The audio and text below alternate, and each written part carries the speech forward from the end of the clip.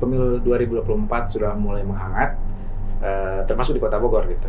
Sudah dimulai di 28 November lalu sudah banyak calon anggota legislatif yang sudah mulai jualan lah gitu ya di berbagai daerah. Hari ini kita kedatangan salah seorang anggota legislatif dari Partai Solidaritas Indonesia. Beliau Pak Abdi Ginting. Selamat datang Pak Abdi. Terima kasih. Bro Ginting. Bro Ginting boleh nih saya Bro Ginting. Bro Abdi Khalik sebenarnya. Bro Abdi Khalik. Nama lengkap berarti? Abdi Khalik Ginting. Abdi Khalik Ginting. Nah, Pak Bro Abdi Ginting ini akan bertarung di legislatif untuk DPR RI dari Kabupaten Bogor gitu. Nah, kita akan ulik bagaimana dan seperti apa sih latar belakang Pak Abdi Ginting gitu kan untuk maju di DPR RI, kemudian juga apa yang akan dibawa nanti ke DPR RI gitu, apa aja yang nanti akan dibawa oleh Pak Abdi Ginting gitu ya. Pertanyaan pertama, apa yang melatar belakangi Bapak untuk terjun di dunia politik? Seperti itu paling? Ya, terima kasih Kang Rian. Saya panggil Kang Rian apa Bro Rian nih? Bro Rian boleh lah. Bro Rian. Oke, biar sama ya. Cuma saya belum ya. Oke, siap. Ya, Bro Rian, saya lahir di suatu daerah di mana nilai-nilai kemanusiaannya sangat tinggi. Saya lahir di daerah Brastagi, Kabanjahe sebenarnya, di daerah tempat dingin, dan kami di sana betul-betul hidup rukun. Okay. Ya. Khususnya saudara bersaudara, walau agama apapun, itu hidup rukun. Masjid, gereja, katedral, kelenteng itu dibangun berdekatan dan kita hidup rukun. Dan itu adalah masa-masa yang indah yang saya lihat pada saat saya masih di kampung. Kemudian saya pindah ke Medan untuk mengikuti sekolah saya di Visipol. Dan kemudian saya tamatkan sekolah saya tahun 1988. Kemudian saya ke Jakarta. Dan di Jakarta ini, bahkan yang baru-baru inilah saya melihat bagaimana perbedaan itu begitu nyata, khususnya menjelang pemilu. Nah, makanya saya lihat ini ada satu hal yang harus dikembalikan ke track sebenarnya. Karena saya percaya bangsa kita ini sebenarnya bangsa yang ingin hidup rukun. Bung Karno katakan dasar kita itu adalah gotong royong. Nah, gotong royong artinya kita memang harus bersama-sama, nggak mungkin pisah-pisah. Nah, kalau kegotong royongan itu terus dipupuk, saya yakin niscaya kita akan menjadi bangsa yang besar. Nah, inilah latar belakang kenapa saya ingin coba menyumbangsihkan apa yang sudah saya pelajari, apa yang sudah saya alami, apa yang akan saya lakukan ke depan. Pertanyaannya kenapa PSI yang akhirnya membuat Pak Abdi Ginting berlabuh untuk di dunia politik gitu? Iya, kenapa PSI ya? Sebenarnya saya dari mahasiswa itu sudah aktif.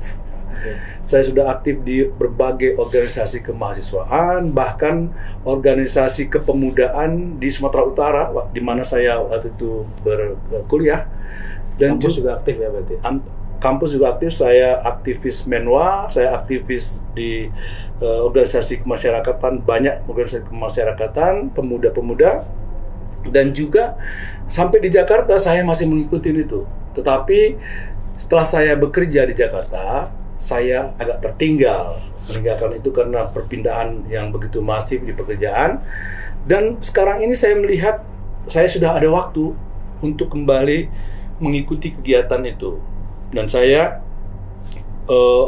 saat ini masih terdaftar sebagai bendahara Kosgoro, dan saya ada lulusan Lemhanas di tahun 2020.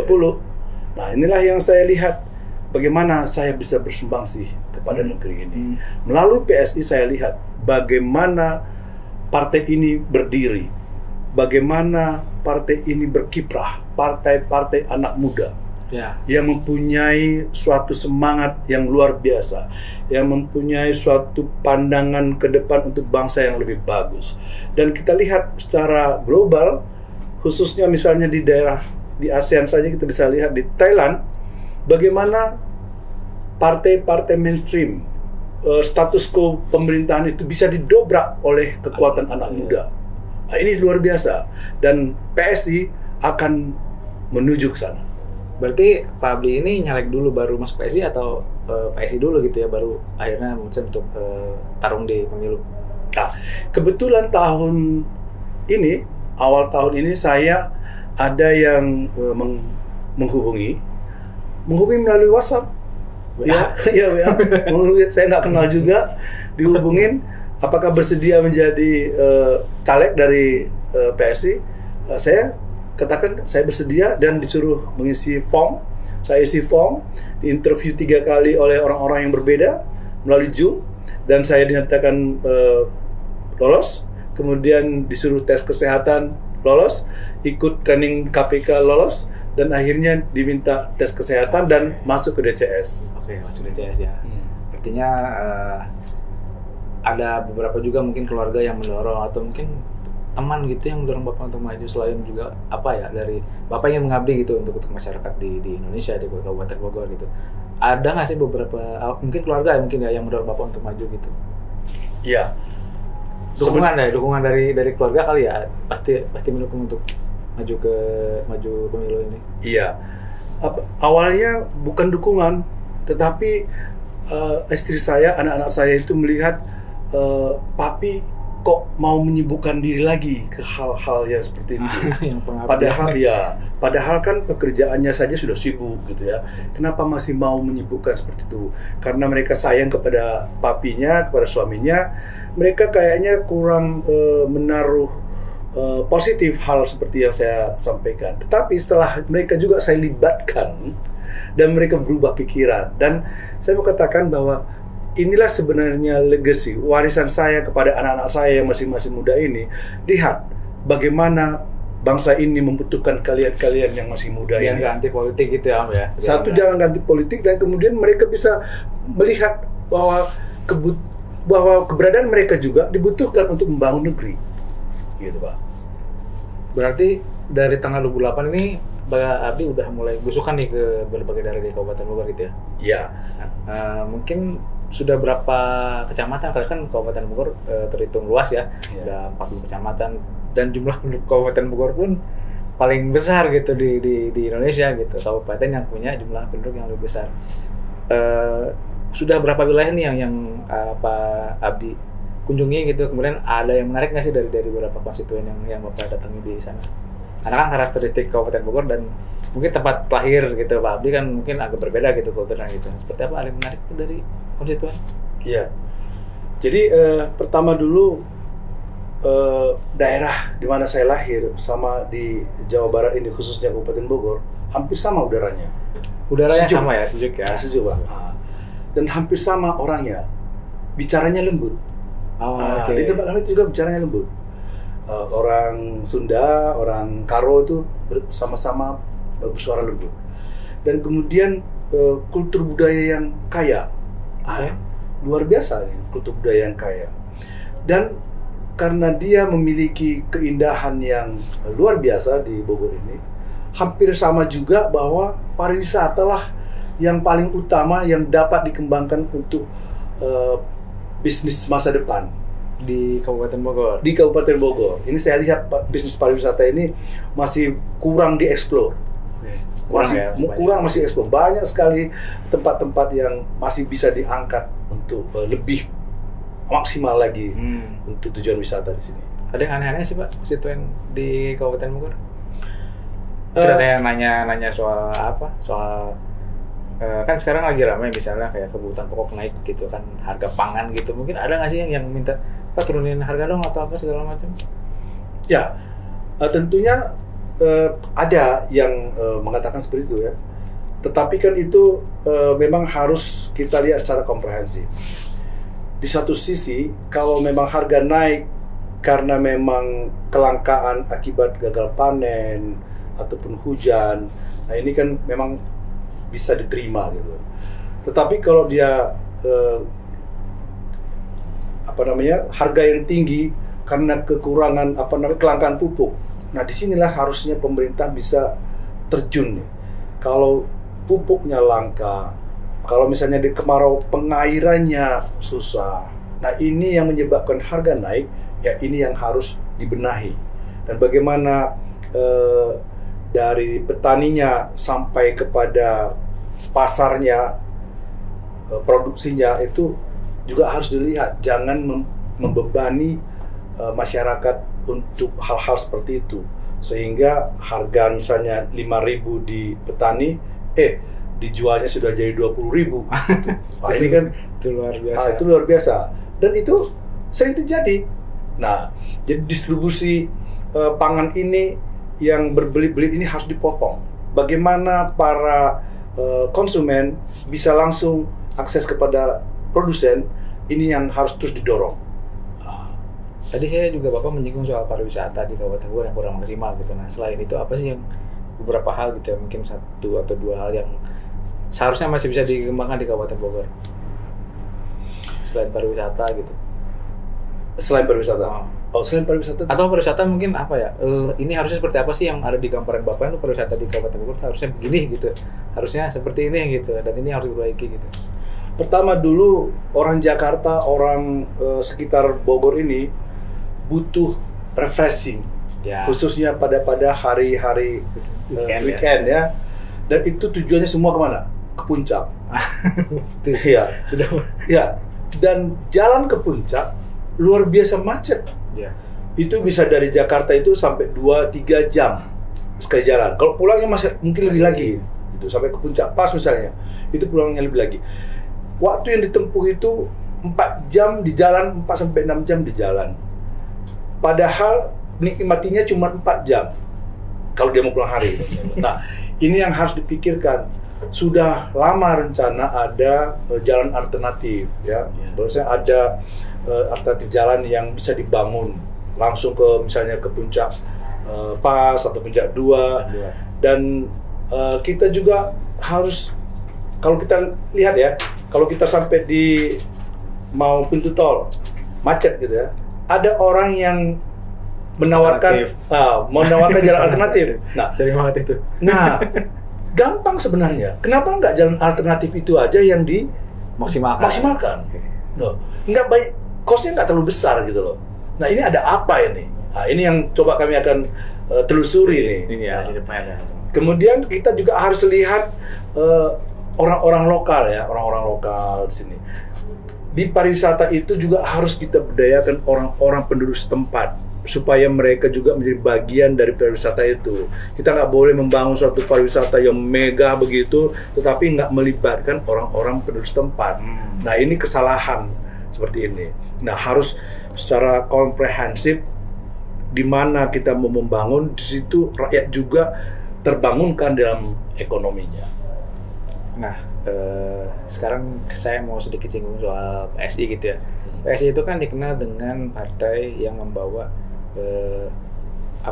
membawa muda gitu ya, maksudnya segala aspek termasuk ketumnya sekarang kan politisi muda lah gitu ya.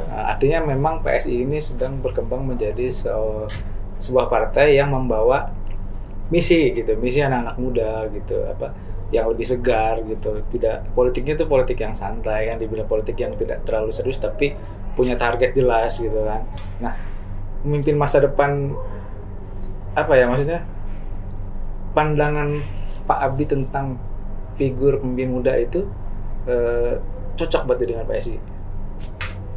Iya, Pak, kalau kita lihat ya, Bro Rian ya, kalau kita lihat bagaimana perjalanan bangsa, 1928 itu adalah Sumpah Pemuda. Ya. Pemuda yang bersumpah. Supaya apa? Supaya satu bahasa, satu bangsa, satu tanah air. Artinya apa? Pemuda yang mempunyai inspirasi, memotivasi, dan yang mengeksekusi. Itu pemuda. Nah, kami di PSI itu, kami mempunyai semangat seperti itu.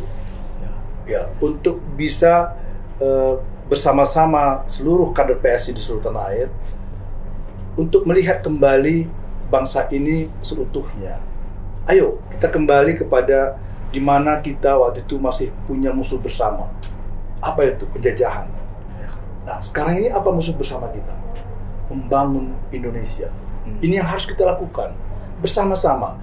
Tanpa adanya kesatuan tadi, saya sebutnya rekonsiliasi bangsa, Itu tidak akan mungkin terjadi. Nah, kita akan mendorong itu ke sana. Pemuda akan mendorong itu ke sana. Bedakan pemuda sama, mohon maaf, orang tua. Orang tua, ya mohon maaf ini. Orang tua kalau berkumpul, dia itu namanya reuni. Reuni. Ya, kalau orang tua berkumpul namanya reuni. Reuni itu yang dibicarakan adalah masa lalu. Nah, kalau orang muda berkumpul, namanya diskusi. Oke. Berdiskusi mengenai masa hari ini dan masa yang akan datang yang akan lebih baik. Gitu dia. Tapi kan ini stereotipnya sekarang bahwa ketumnya kan masih muda gitu, terus juga membawa apa kan mungkin ada banyak orang lah ya beberapa yang masih anak ingusan atau apa. Nah itu gimana cara untuk menangkal atau membuktikan bahwa kita yang muda dan kita yang baru ini bisa loh untuk membawa pesan dan membawa ke masa depan Indonesia yang lebih baik gitu. Iya. Kalau ada anggapan seperti itu ya silakan sah-sah aja gitu ya. Cuman coba belajar, coba lihat, arahkan pandangan kita. Kita lihat Thailand yang saya katakan tadi. Bisa maju dengan anak muda. Anak-anak muda yang menginisiasi, anak-anak muda yang menginspirasi, mendobrak kemapanan status quo pemerintahan yang sudah sekian puluh tahun tidak tergemingkan oleh apapun.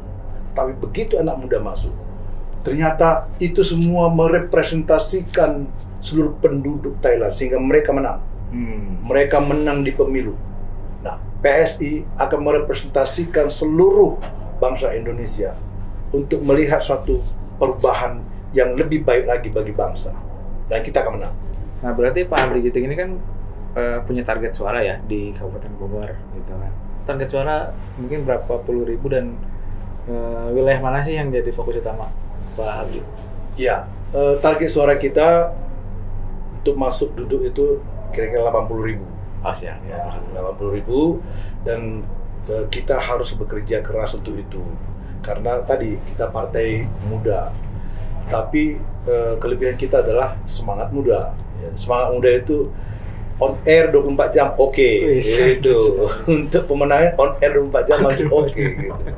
Jadi kita akan terus berjuang tanpa kenal lelah. Dan kami akan yakin kita akan duduk di Senayan. Seru banget hari ini kita ketemu Pak Abdi Ginting. Dia punya membawa pesan PSI sebagai partai muda, tapi juga punya punya semangat dan tenaga yang luar biasa ini untuk membawa kemajuan termasuk di Kabupaten Bogor. Nah jangan kemana-mana, nanti Pak Abdi Ginting ini punya beberapa teman yang akan juga punya target yang sama di Kabupaten Bogor. Jangan kemana-mana, tetap di Metropolitan TV.